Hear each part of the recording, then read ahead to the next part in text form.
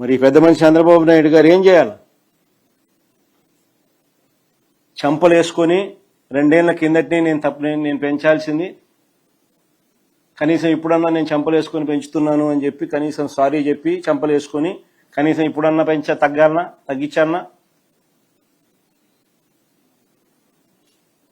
వాళ్ళు పెంచిన 4 రూపాయలు ప్లస్ ఈయన తగ్గిస్తానన్న అమౌంట్ కలిసి కనీసం 8 రూపాయలన్నా తగ్గించాలన్నా లేదా?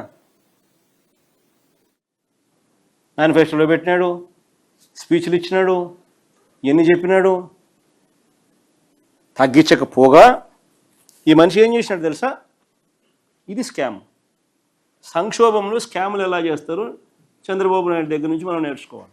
ఇప్పుడు చెప్తా.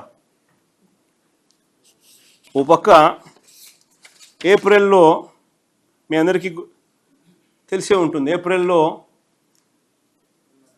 పెట్రోల్ బంకుల దగ్గర పెట్రోల్ బంకుల దగ్గర ప్రజలంతా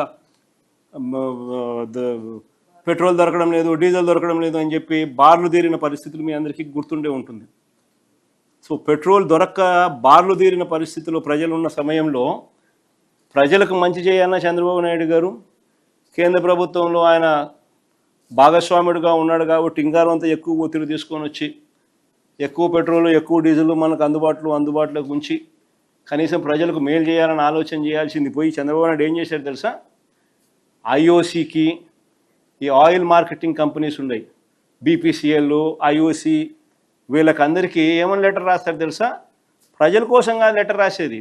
అమరావతిలో కాంట్రాక్టర్లకు రీటైల్ బంకుల్లో బల్క్ సప్లై అనేది వాళ్ళకు ఇవ్వకండి, అవి రేట్ ఎక్కువ,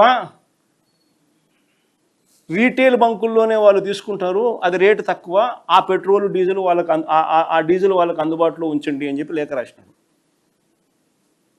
ఆ లేఖ చూడు. చంద్రబాబు నాయుడు గారు ఆయిల్ మార్కెటింగ్ కంపెనీస్కి రాసిన లేఖ. అమరావతిలో కాంట్రాక్టర్ల కోసం, ప్రజల కోసం కాదు రాసిందని. దానికి కేంద్ర ప్రభుత్వం చంద్రబాబు నాయుడు గారికి చివాట్లు పెడుతూ లేఖ మళ్ళీ ఎన్నికి రాసింది. ఏమని? బుద్ధి జ్ఞానం ఉందా లేదా నీకు చంద్రబాబు? దేశంలో అసలు పెట్రోల్ డీజిల్ దొరక్క ప్రజలంతా అవస్థలు పడతా ఉంటే బల్క్ డీజిల్ కొంటే రేట్ ఎక్కువ అని చెప్పి కాంట్రాక్టర్లకు రీటైల్ బంకుల్లో డీజిల్ పోయమని చెప్పి నువ్వు బుద్ధి జ్ఞానం ముందు అడుగుతా ఉన్నావా చంద్రబాబు అని చెప్పి కేంద్ర ప్రభుత్వం చివాట్లు పెడుతూ చంద్రబాబు నాయుడుకు రాసిన లేఖ.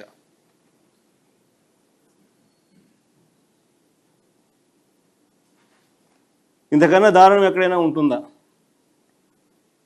ప్రజల గురించి ఆలోచన చేయాల్సిన సమయంలో ప్రజల గురించి ఆలోచన చేయకుండా అమరావతిలో కాంట్రాక్టర్ల గురించి, ఈయన ఆ కాంట్రాక్ట్ పనులలో ఈయనకు వచ్చే డబ్బుల గురించి, ఈయన స్కాముల గురించి మాత్రం ఆలోచన చేసేటోడు ప్రపంచ చరిత్రలో ఎవడైనా ఉంటాడా? ఈ ముఖ్యమంత్రి తప్ప. ఇది 2 లెటర్లు పెట్టిన నేను.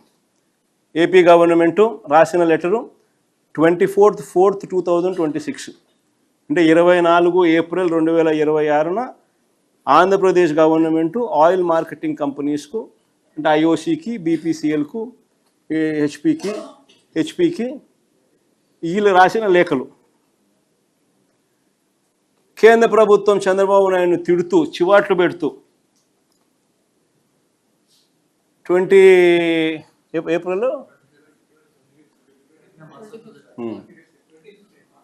అంటే ఐఓసి వాళ్ళు, బీపీసీఎల్, హెచ్పి వాళ్ళు వెంటనే వాళ్ళకు ఫోన్ చేసి కేంద్ర మంత్రికి చెప్పినారు,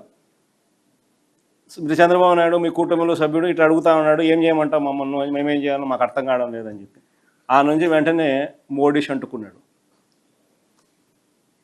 బుద్ధి జ్ఞానం ఉందా చంద్రబాబు నీకు? ఏం మాట్లాడుతున్నావు, ఏం చేస్తున్నావు, నీకు అర్థమవుతాను. వాళ్ళు వెంటనే లెటర్ రాసినారు. అంటే ఏం ఆలోచనలు చేస్తూ ఉన్నారు?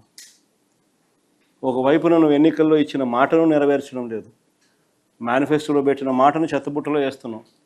మరో పక్కన ప్రజలు ఇబ్బందుల్లో ఉంటే ప్రజల ఇబ్బందుల్లో వాళ్ళకు తోడుగా ఉండాల్సింది పోయి నువ్వు నీ కాంట్రాక్టర్ల గురించి ఆలోచన చేసి బల్క్లో వాళ్ళు డీజిల్ కొంటే 155 రూపాయలు అవుతుందని, రీటైల్ పెట్రోల్ బంకుల్లో కొంటే 101 రూపాయికే 101 రూపాయికి లీటర్కు డీజిల్ దొరుకుతుందని, వాళ్ళకు 101 రూపాయికి లీటర్ పోయమని చెప్పి రీటైల్ బంకుల్లో పోయమని చెప్పి నువ్వు లేఖ రాస్తావు.